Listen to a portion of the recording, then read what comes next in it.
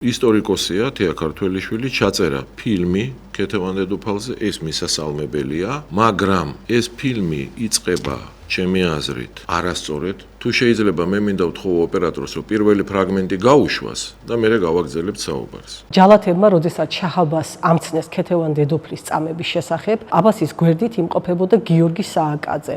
აბასი უსმენდა მათ, შემდგომ მიუბრუნდა გიორგი სააკაძეს და უთხრა: ამ ქალბატონმა თავი გასწირა თავისი რჯულისთვის შენგან განსხვავებითო და სილა გააწნა. ის რაც მოვისმინეთ გიორგი სააკაძეზე ახლა ტყუილია, ბოროტი ჭორია და საერთოდ ქეთევან დედოფალზე ფილმის დაწყება ამგვარი ბოროტი ხრიკით ვერ იქნება მისასალმებელი. ჯერ ერთი აბას პირველი, როგორც ყველა იმპერატორი, დაბრძანდებოდა ის ტახტზე, თუ სეირნობდა ბაღში. მისი თამხლები პირები ყოველთვის საკმაოდ დიდ დისტანციაზე იყვნენ მისგან. და ყველა იმპერატორი ესე იყო. რატომ? რომ გიორგი სააკაძისნაირმა მეომარმა შიშველი ხელებით არ მოკლას იმპერატორი. ეს 1000 წლეულების წესია. მეორე, როცა ქეთევან დედოფალის ისტორიას იკვლევ, აბას პირველიც უნდა შეისწავლო. ეს იყო ძალიან ვერაგი, ძალიან წუწკი კაცი, მაგრამ მოქმედებდა ლიქნის სიტყვით და ხელს არასოდეს ურტყავდა განსაკუთრებით ისეთ სარდლებს, როგორიც იყო სააკაძე, ადამიანებს კი არ იმტერებდა, ცდილობდა მათი გულის მოგებას. მესამე, გიორგი სააკაძე ქეთევან დედოფლის წამების დღეებში საერთოდ არ იყო ირანში და გამოიკვლევს ეს საკითხი ქალბატონმა თეამ. მეოთხე, გიორგი სააკაძეს არასოდეს შეუცვლია რჯული. ეს გვიანდელი ცილის წამება, ვაჟა ოთარაშვილმა, დოქტორმა, სამტომეული მიუძღვნა გიორგი სააკაძეს და იქ ძალიან ღრმადაა ეს საკითხი განხილული. ახალი საბუთებიც არის, მათ შორის სპარსული დოკუმენტები, საიდანაც ჩანს, რომ გიორგი სააკაძეს არასოდეს შეუცვლია რჯული, არ უარყვია ქრისტე, მეტიც გიორგი სააკაძის ნეშტი ჯერ დაკრძალეს იერუსალიმის ჯვრის მონასტერში და არსებობს დოკუმენტი, რომელიც ამას ადასტურებს.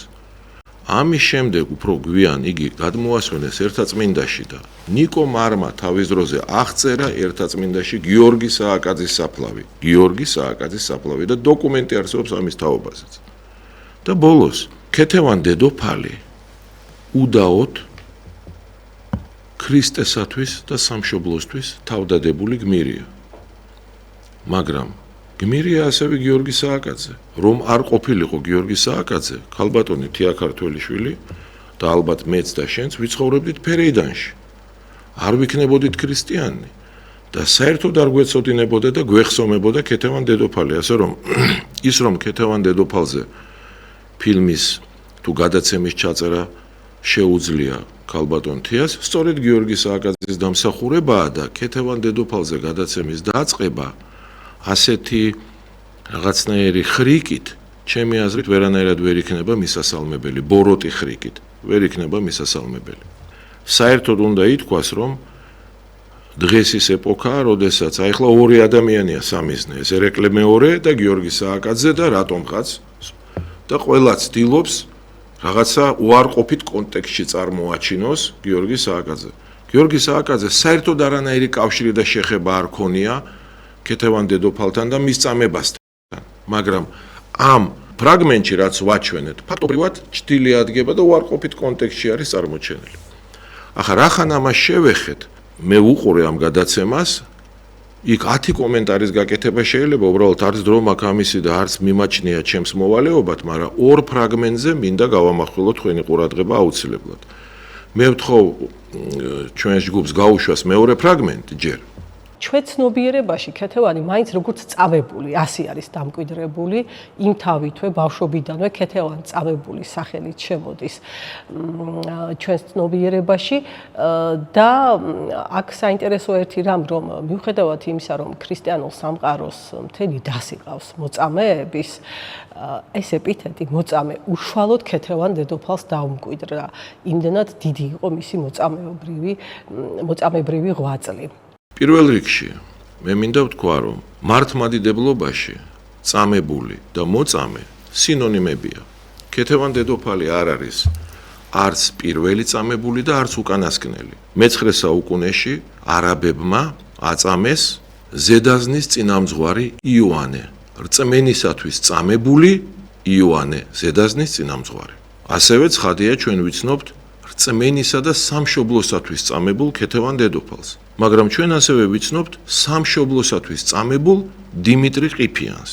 ასე რომ ეს ეპითეტი გნებავთ თიკუნე, მხოლოდ ქეთევან დედოფალს არ მიუღია, მაგრამ ეს არ არის ყველაზე დიდი სტატუსი, გნებავთ ტიტული მართლმადიდებლობაში. ქეთევან დედოფალი დიდმოწამეა და ეს განუზომლად მეტია, ვიდრე წამებული. ახლა მინდა გავმარტო შემდეგი რამ. არის ასეთი ბერძნული სიტყვა, მარტის. ძველ ბერძნულში ნიშნავს მოწმეს. აი, დოკუმენტს ხედავთ ეკრანზე. ბერძნულ მართლმადიდებლობაში მარტის, ანუ მოწმე, ნიშნავს ასევე მოწამეს და წმინდა მამები განმარტავენ, ვინც ეწამა ქრისტეს მოწმეობისა გამო. აი ეს სიტყვა მარტის ქართულ ყაიდაზე რომ ვთქვათ, გამოდის მარტვილი. მარტვილი ძველ ქართული სიტყვა, ეს არის ქართულ ყაიდაზე ნათქვამი ძველ ბერძნული სიტყვა მარტის და ნიშნავს მოწამეს, იგივე წამებულს. ლათინურში მარტირ ასევე მოწამეს ნიშნავს. მეორე საუკუნის ლათინურში შემოდის ეს სიტყვა. ესეც ლათინურ ყაიდაზე ნათქვამი ბერძნული სიტყვა მარტის. მაგრამ საქმე იმაშია, რომ ჩვენ ვიცნობთ ადამიანებს თქვათ პირველ მოწამე თეკლა, რომელიც ეწამა, მაგრამ გადარჩა, შემდეგ თავისი სიკვდილით მოკვდა.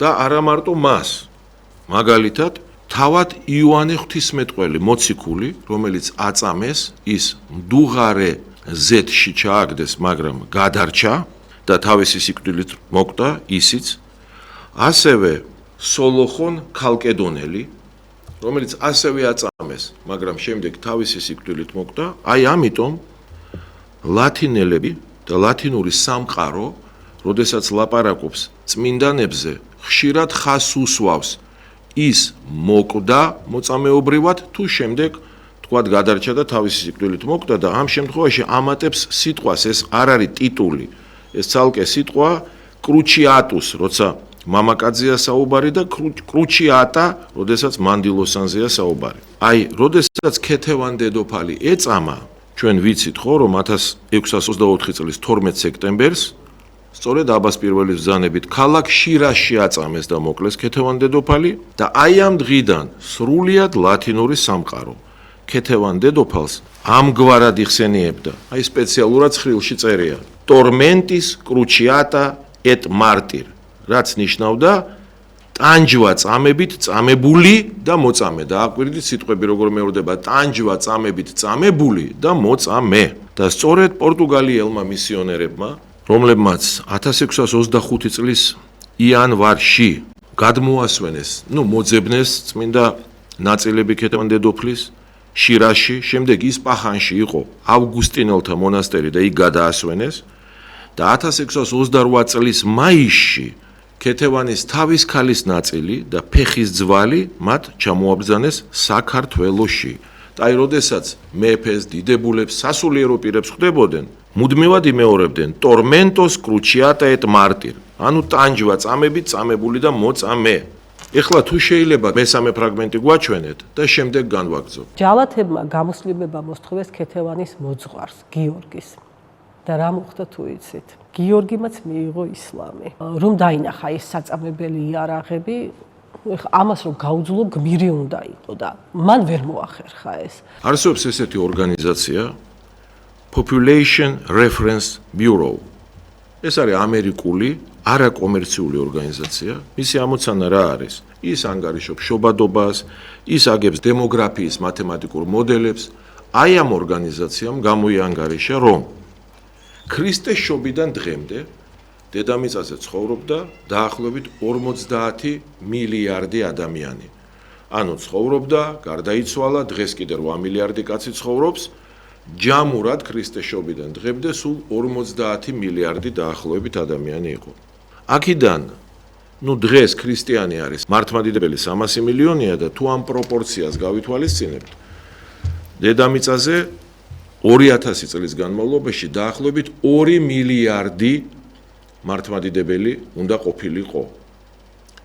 მაგრამ ამ 2 მილიარდში მოწამედ შერაცხულია დაახლოებით 9 მილიონი კაცი. დააკვირდით, 2 მილიარდში მოწამედ შერაცხულია მხოლოდ 9 მილიონი კაცი. რატომ? მოწამეობა ეს არ არის უბრალოდ გმირობა. ადამიანი მთელი ცხოვრების განმავლობაში საკუთარ თავში უნდა ზრდიდეს ნებას და ზრდიდეს სულისკვეთებას მოწამეობისათვის და ამის მერე ღმერთი აძლევს მას მოწამეობის ძალას.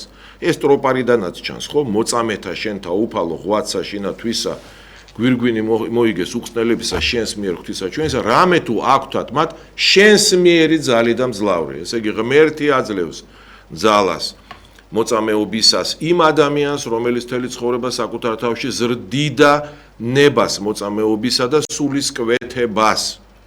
და ბუნებრივია, რომ ეს 2 მილიარდ მართლმადიდებელში აი ამ 2000 წლის განმავლობაში მხოლოდ 9 მილიონმა გამოავლინა. ასე რომ ის რომ ქეთევან დედოფლის მოძღვარმა ეს ტვირთი ვერ იტვირთა, ეს ბუნებრივი ადამიანის სისუსტისთვის დამახასიათებელი, თვითეული ჩვენთაგანი სისუსტისთვის დამახასიათებელი მოვლენაა. არაფერი გასაკვირი არ არის. მაგრამ თავად ქეთევან დედოფალი წამებული კი არა აქვს მნიშვნელოვანი, დიდ მოწამე რომაა ესაა მნიშვნელოვანი და ავხსნი რატომ. ვიმეორებ, 2 მილიარდი ადამიანი ცხოვრობდა ქრისტეს შობიდან, 2 მილიარდი მართლმადიდებელი ქრისტეს შობიდან დღემდე. მხოლოდ 9 მილიონი აქედან დაახლოებით 9 მილიონი არის წმინდა მოწამე და რამდენია დიდ მოწამე? დიდ მოწამე არის სულ 31 ადამიანი. აი ამ დოკუმენტში 31-ვე დიდ მოწამე არის სახელობით ჩამოთვლილი. პირველი დიდ მოწამე ისტორიაში ეს გახდათ ევსტათი პლაკი და რომაელი, შემდეგ ვიქტორ დამასკელი, მერკვირი კესარიელი, ფანურიოს კრიტელი, გიორგი დიდმოწამე კაბადოკიელი, დააკვირდით დავით და კონსტანტინე არგვეთის თავარნი, არაბთაგან წამებულნი და კომუნიზმის დროს მათი ძვლები კიდე წმინდა ნაწილები აწამეს და ათრიეს საქვეყნოდ მიწაზე. კონსტანტი კახი არაბთაგან წამებული, ასევე ქართველი. მიქაელ გობრონი არაბთაგან წამებული. ქეთევან დედოფალი საქართველოს მნათობი იგივე ქეთევან წამებული და დააკვირდით რომ 31 მოწამეში 5 ქართველია. 5 ქართველია 31-ში. ისე დიდ ერს როგორიც არის რუსეთი და რუსები არც ერთი დიდ მოწამე არ აყავს.